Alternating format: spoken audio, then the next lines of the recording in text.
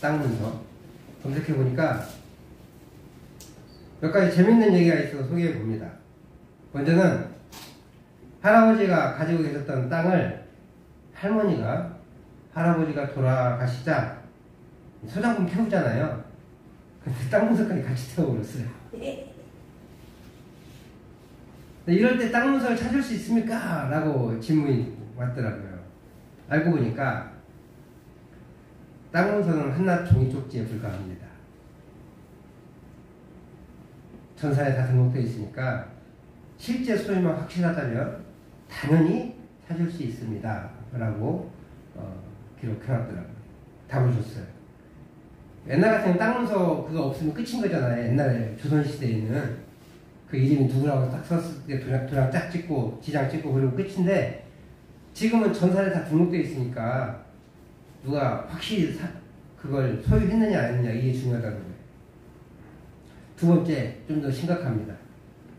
이모가 엄마를 속여서 땅 문서의 그 명의를 바꿔버렸다는 거예요. 이럴 때 어떻게 땅을 되찾을 수 있을까요? 라고 질문을 했어요. 그러니까 이건 좀 복잡하대요.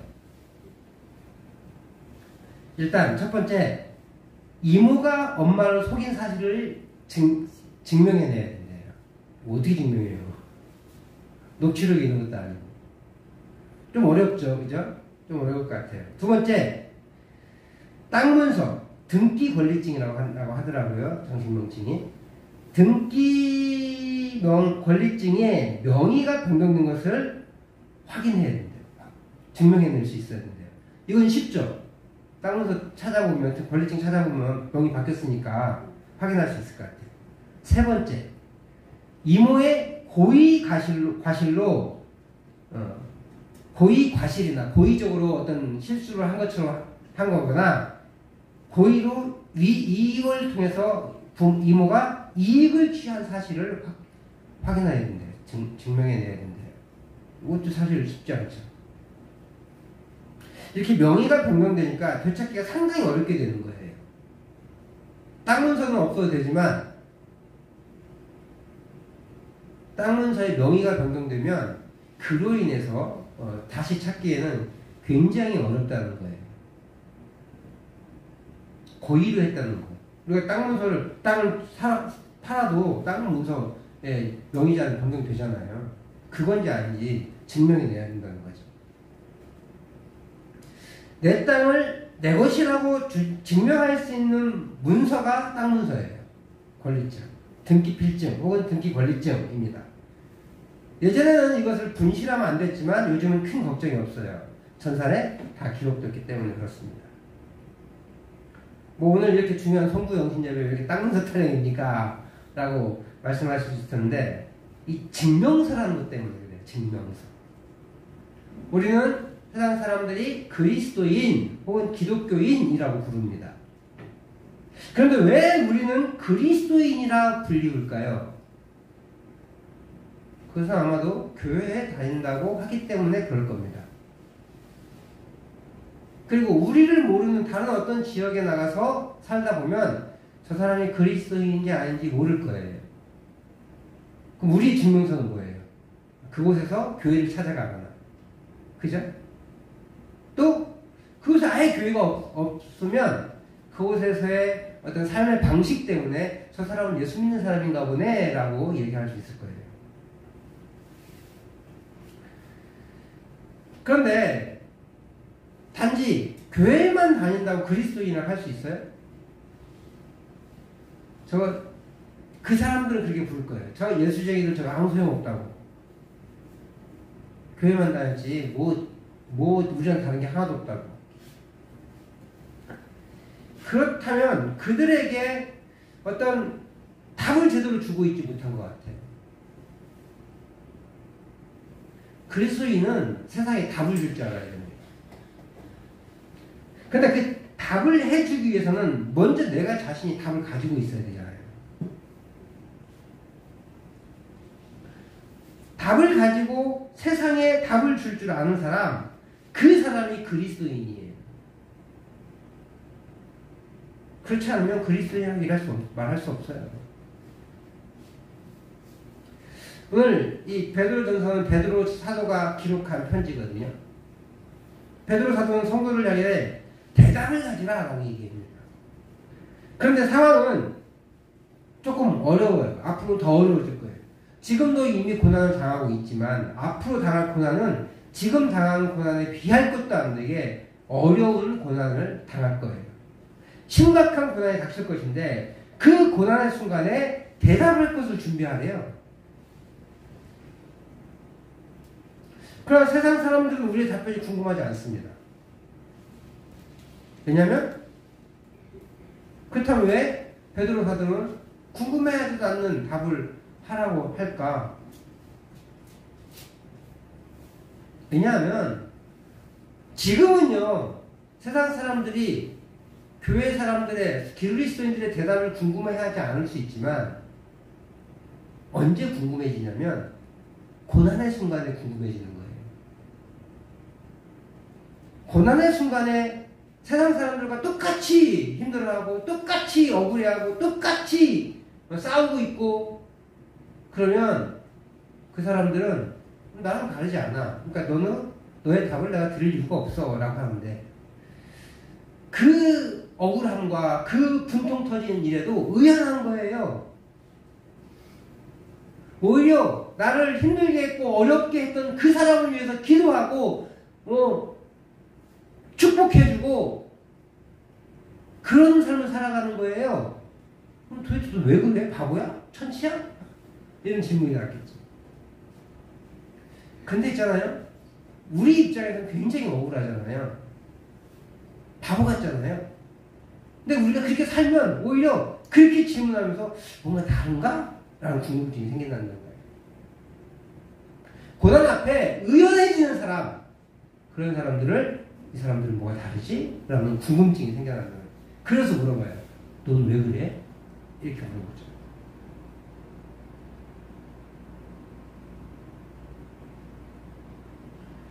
그러기 위해서는 우리가 먼저 소망이 있어야 돼. 소망. 어떤 소망이에요? 우리가 흔히 바라는 건 소망이잖아요. 내가 뭐가 됐으면 좋겠다, 뭐가 우리에 있었으면 좋겠다, 이런 게 소망이잖아요. 그런데 베드로 사도는 그 소망을 정의해 줬어요. 1장 3절에서. 같이 한번 읽어보도록 하겠습니다. 시작. 우리 주 예수 그리스도의 아버지 하나님을 찬송하리로다. 그의 많으신 긍휼대로 예수 그리스도를 죽은 자 가운데서 부활하게 하심으로 말미암아 우리를 거듭나게 하사 산 소망이 있게 하시며. 여기서 말하는 산 소망은 그리스도의 부활로 우리가 거듭나서 얻게 되는 것을 말해요. 우리를 거듭나게 해서 예수님으로 말미암아 우리가 거듭나서 우리에게도 살아있는 소망, 그것을 갖게 하신다는 거예요. 그러니까 그리스도인, 기독교에서 소망은요, 다시 태어나는, 다시 살아가는, 거듭나게 되는 그것이 소망이에요. 우리는 그런 세상에 없는 소망을 가지고 있는 거예요. 그리스도라는 소망을 가지고 있어요. 부활이라는 소망을 가지고 있고 거듭남이라는 소망을 가지고 있어요. 이 소망을 가진 존재들이고 이 소망을 가져야만 우리의 소망을 다른 사람에게 보여줄 수 있다는 거예요. 그리고 우리가 소망을 가졌다면 그 소망을 어떻게 해야 돼요? 펼칠 수 있어야 되죠. 그래야 볼 수 있어요. 구슬이 서말이라도 깨어야 보배다. 아무리 좋은 것이라도 다듬고 정리해서 쓸모있게 만들어 놓아야 값어치를 한다는 거예요. 그러므로 우리에게 산 소망이 있지만 이 소망을 가지고 살아갈 때 다른 사람에게 그 소망이 보여지는 거예요. 우리 가슴속에만 놓고 우리 그냥 세상 사람과 똑같이 살아간다면 우리에게 소망이 있는지 없는지 몰라요. 우리에게도 소망은 자기들에게 소망은 똑같은 거죠. 그럼 별 관심이 없죠. 근데 기독교에는 되게 잘 안 돼요. 되게 가난한 사람들이에요. 요즘이야 좀 부자들이 많이 있는데 기독교인 치고 부자가 별로 없어요. 원래 부자인 사람은 있지만.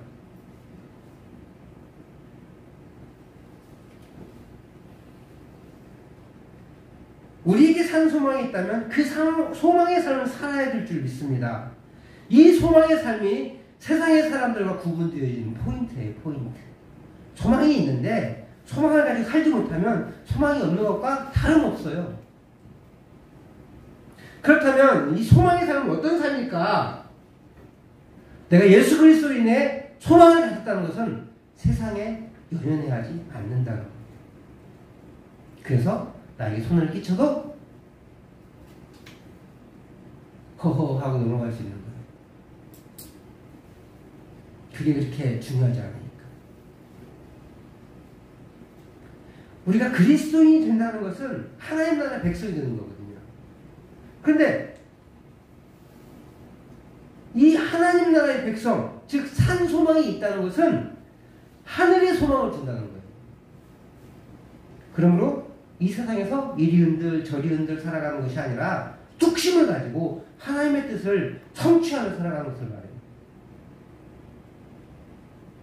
꼭 물질이 아니고 성공이 아닐 수 있어요. 그리고 우리 하나님은 그것을 사랑하는 사람들에게는 잘 안 주세요. 좀 들사랑하고 어리숙하고 믿음이 어린 사람들에게 주시는 것 같아요. 믿음이 성장할수록, 믿음이 클수록 그런 거 눈에 보이는 것도 잘 안 주세요. 그러니까 뚝심이 필요한 거예요. 하나님의 나라는요, 지금 여기에 있어요. 죽어가는 게 아닙니다. 우리가 모인 이곳, 예수 그리스도의 다스림을 받는 이곳이 하나님의 나라고, 천국이고, 예수님의 통치를 받는 직장이 우리가 살아가는 바로 그곳이 하나님의 나라예요. 우리 가정이 하나님의 나라입니다. 그곳에서 하나님의 뜻을 살아가는 것이 하나님 나라 백성의 삶이에요. 세상 속에서 사는 우리가 세상의 사람들과 구별된 삶을 살아가고 어려움 속에서도 소망을 놓지 않는 것을 보며 그들은 우리의 소망이 무엇인지 궁금해합니다. 그래서 이렇게 물어볼 거예요. 도대체 니들 기독교인들은 뭐가 사는데? 도대체 뭐길래? 뭐가 다르길래 이 상황에서 저렇게 태어나고 의연할 수 있는 거야? 라고 물어보는 거죠.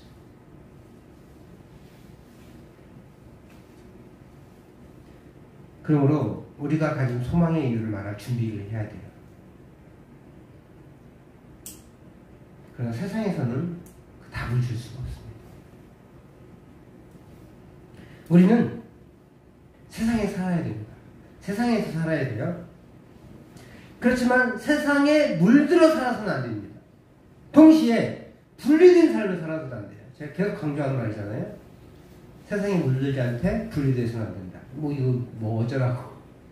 어려운 말일 수 있지만 세상에 살지만 도야청청할 수 있어야 돼요. 나쁜 의미의 도야청청이 아니라 세상에 물들지 않고 그들을 섬길 줄 알고 그들과 결은 다르지만 동화될 수 있는 그런 삶을 살아야 한다는 것이. 기독교는요, 철저히 세상에서 피어나는 꽃과 같은 종교예요. 제가 예전에 한번 얘기했잖아요. 연꽃 드리면서. 오히려 연꽃이면 기독교의 상징일 수 있어요. 구별되고 의연하게 아니라 그 세상에서의 살고 있지만 그 세상에 동화되지 않고 깨끗한 모습으로 살아가는 것. 그게 필요하다는 거.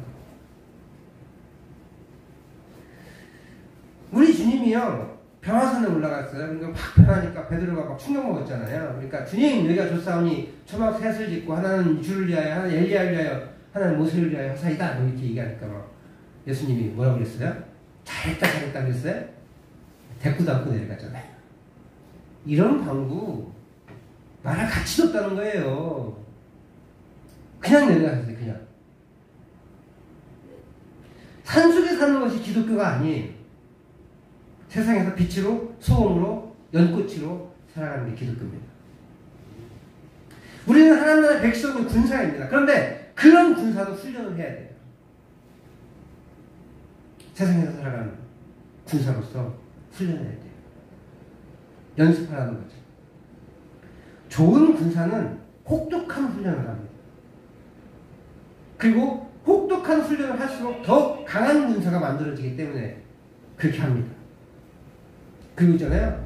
얼마 전에 뭐 강철부대 이런 거 했잖아요. 그러니까 보니까 서로 자기가 얼마나 혹독한 훈련을 했는지 자랑하고 있더라고요.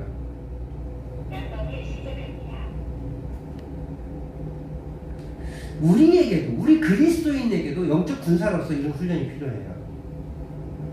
그리고 그것이 실현이 될 수도 있지만 연습하는 것이 중요합니다. 훌륭한 군인일수록 혹독한 훈련이 있다고 했잖아요. 훌륭한 신앙인일수록 혹독한 시련이 있습니다. 제가 봤을 때 저는 훌륭한 신앙인은 아닌 것 같아요. 하나님이 딱 적당하게 그런 훈련을 주시는 것 같습니다. 그런데 이상하게 특별하게 좀 깊은 시련이 있는 사람들이 있어요. 근데 뭐 잘못했냐? 잘못했으면 차라리 그러니까 좀 그런가 보다 라고 얘기하죠. 그렇지 않은데 유독 어떤 사람들은 심한 시련들이 있어요. 그런 시련들 앞에서 견디는 분들은 어쩌면 웬만한 목사보다 훨씬 더 좋은 신앙인들인 것 같아요. 근데 무슨 신앙의 연습이냐 이런 표현을 할 수 있어요. 시련뿐만 아니라 이 시련이 꼭 연습이라고 할 수 없어요. 진짜 몸에 배에 연습해야 돼요. 근데 뭔 신앙의 연습이냐 이렇게 말할 수 있을 것 같아요. 왜 연습해야 되냐면요, 연습을 해야 중요한 순간에 그것이 몸에 익어 튀어나오게 돼요. 운동을 전 좋아합니다. 근데 되게 아쉬웠던 게 하나 있어요. 젊었을 때 한 번도 제대로 배워본 적이 없는 거예요. 꼭 레슨을 안 받더라도 뭐 이렇게 뭐 연구를 하고 찾아봐가지고 이렇게 한 것도 없고 그냥 조금 하다가 조금 잘하면 좀 하고 아니면 말고 뭐 이런 거였던 거예요. 근데 그게 내 생활 습관도 그러더라고요. 그래서 안 되나 싶어서 레슨을 받은 적이 있어요. 근데 레슨을 한 번 딱 받으면 뭐 바로 되나요? 안 돼요. 계속 연습해야 돼요. 그래서 이제 좀 되네 라고 해서 게임 해보면 안 돼요. 내가 원하는 대로 공이 안 오거든요. 내가 원하는 대로 상황이 안 만들어지거든요. 그렇게 만들어지면 가끔 한 번씩 들어가지만 그렇게 안 만들어지면 폼이 흐트러지는 거예요. 그럼 또 게임에서 속된 말로 죽을 쓰고 나오는 거예요. 배운 거 하나도 써먹지 못하고 나오는 거예요. 몸에 익지 않았기 때문에. 신앙생활도 이런 연습이 필요한 거예요. 우리 신앙 이론들이 내 삶이 익을 때까지 연습하는 것이 필요하다는 거예요. 우리가 묵상하잖아요, 묵상. 제가 계속 뭐라고 말씀드려요? 작심삼일을 3일에 한 번씩 하자. 이제 오늘 마감하고 내일부터 신명기를 할 텐데, 그리고 주일날 신명기 개관을 또 할 텐데, 그거 하면서 좋아요. 이번 올해는 어떻게 했는지 잘 모르겠어요. 열심히 하신지 알지만 또 군데군데 제가 이제 검사 안 하니까 빼먹었겠죠 또. 근데 포기하지 말고 다시 시작했다는 거예요. 내일부터. 오늘 다 갔으니까 내일부터 신명기 말씀 붙잡고 다시 시작해. 4일날 힘들면 다시 한번 다시 하자. 하기 싫으면 작심삼일 다시 하자. 다시 시작하자. 그렇게 해서 몸에 익어야 묵상을 치지 않는 거지. 저도 올해 우리가 이제 올해까지 2년째 하고 했잖아요. 처음에는 솔직히 좀 빼먹었잖아요. 기억나시죠? 며칠씩 안 올리고 그랬잖아요. 지금은 무슨 일이 있어도 올려요. 제 나름대로 몸에 익었기 때문에 그렇습니다. 심지어 엊그제는 날짜를 바꿨죠. 그래도 올리긴 올려요. 몸에 익어서 그것부터 해놓고 몇 번 해봤거든요. 나중에 조금 피곤하고 아침에 바쁘면 오후에 올려봐야지 하니 까먹더라고요. 저도 사람인지라. 무슨 일이 있어도 그 시간에 하는 거예요. 조금 일찍 일어나. 조금 옛날에는 1시간 걸리던 걸 30분, 한 20분 만에 짧게라도 끝내고 가는 거예요. 내 몸에 익어서 그래요. 그리고 진짜로 아침에 너무 시간이 안 됐을 때는 어떻게 해서든지 중간에라도 잊어먹지 않고 해요. 왜 그래요? 바빠도 내 몸에 익어서 그걸 안 했다는 걸 기억하기 때문에 그래요. 제가 30년 했어요. 30년. 근데 이제 이거요. 목사는 30년. 정확하게 30년은 아니지만 20한 7, 8년 했을 거예요. 근데 이제 잊고 있는 거예요. 의무가 있다 보니까 저는 연습이 필요해요. 근데 뭐 이렇게 하는 것으로 끝인 거냐? 그게 아니에요. 거기서 멈추는 게 아니라 소망의 이유를 묻거든 대답을 해야 되잖아요. 내가 했다가 끝이 아니라. 그러기 위해서는 우리가 좀 더 깊숙하게 읽어야 돼. 공부도 해야 돼. 사도행전에 보면, 우리 사도행전 하잖아요. 사도행전 보면은 사도들이 재판을 받죠. 근데 적대적인 사람들 앞에서 자신을 변호하는 모습을 봐요. 그런 모습이 우리의 모습이에요. 사도처럼 정말로 그렇게는 할 수 없겠지만 최소한 어느 정도는 아무 말도 못하고 그냥 꾹 담고 있는 게 아니라 뭐 감정이 그렇게 하고 막 싸우고 소리만 지르는 게 아니라 차근차근하게 나는 이렇게 생각해 라고 말할 수 있어야 된다. 어떤 성경 공부를 정확히 하면 좋죠. 근데 우리가 매일 묵상을 통해서 조금씩 발견해 나가는 거예요. 조금씩 깨쳐나가도 훌륭해요.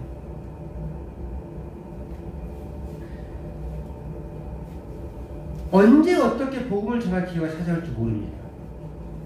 우리가 소망의 삶을 살아갈 때 그것에 감명받은 그 어떤 사람이 소망에 관해 물어볼 때 그때가 산 소망이신 그리스도를 전할 절호의 기회예요.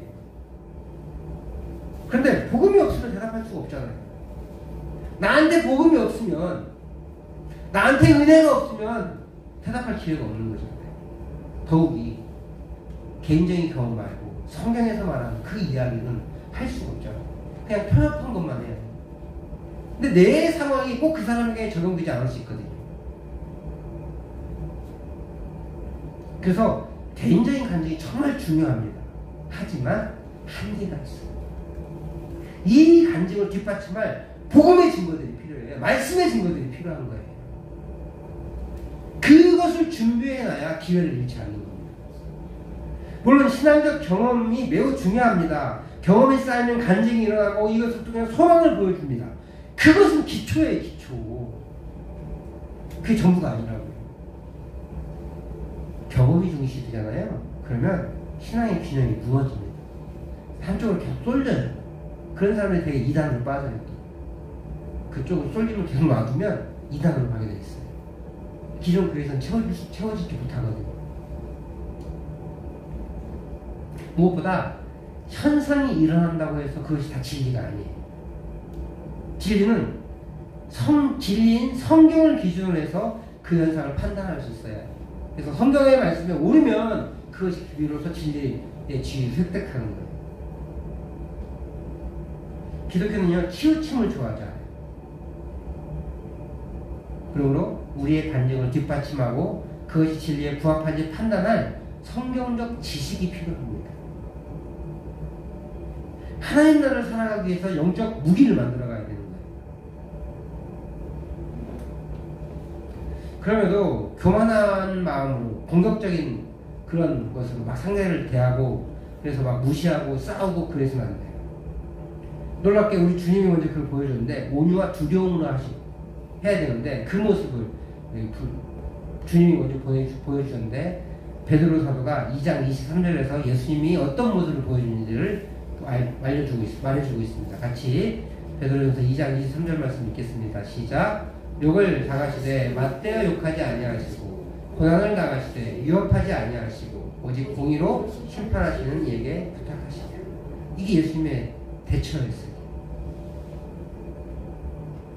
온유함과 복음의 기회를 놓칠까 하는 두려운 마음을 가지고 준비가 하고 상대를 대해야 한다는 거예요.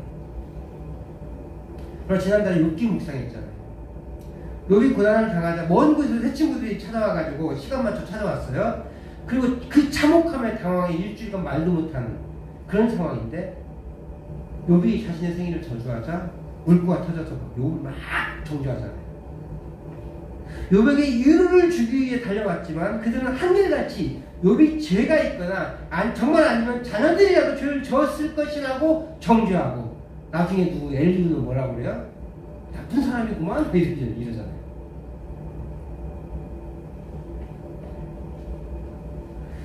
욥이 한간하자 심하게 꾸짖는데 왜 이렇게 교만하자고 욥을 비난합니까?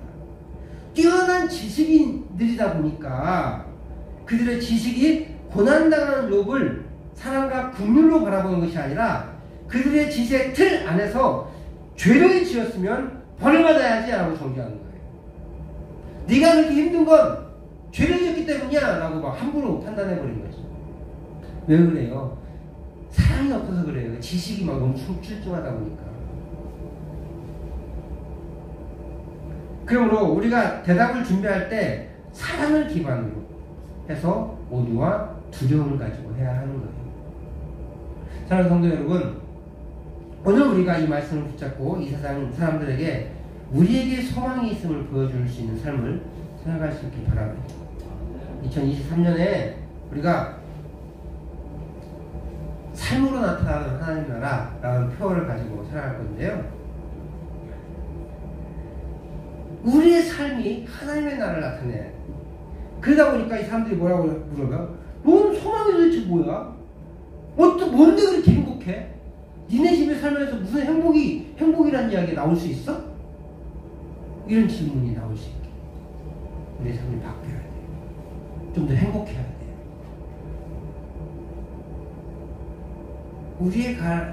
그렇다고 해서 우리의 그 가정에 어려움이 생기면 안 돼요. 전전긍긍하는 말이 아니에요. 어려움은 안 생길 수가 없어요. 다시 말하지만 우리 하나님은 사랑하는 사람에게 더 큰 시련을 주신다고요.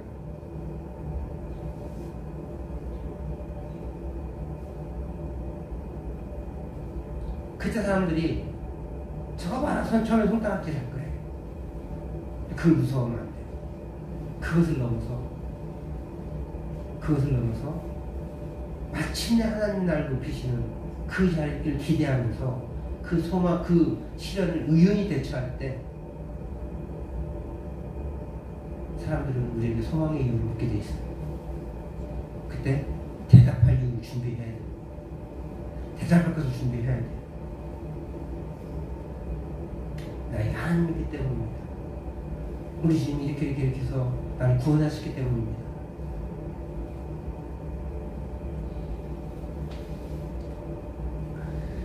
우리가 먼저 해야 될 것이 뭐라고요? 소망을 보여줘야 돼요. 삶이 뒷받침된 신앙생활을 해야 하는 거예요. 그리고 묵상과 예배를 통해 소망을 묻는 사람들에게 대답할 준비를 하는 거예요. 그렇게 우리가 2014년도에는 우리 삶으로 하나님 나라를 나타낼 수 있기를 주의 이름으로 축복합니다. 그 소망의 이유를 묻는 자들에게 우리의 소망을 대답해 줄 줄 아는 그런 우리 구미중앙교회 성도님들 되시기를 다시 한번 주의 이름으로 축복합니다.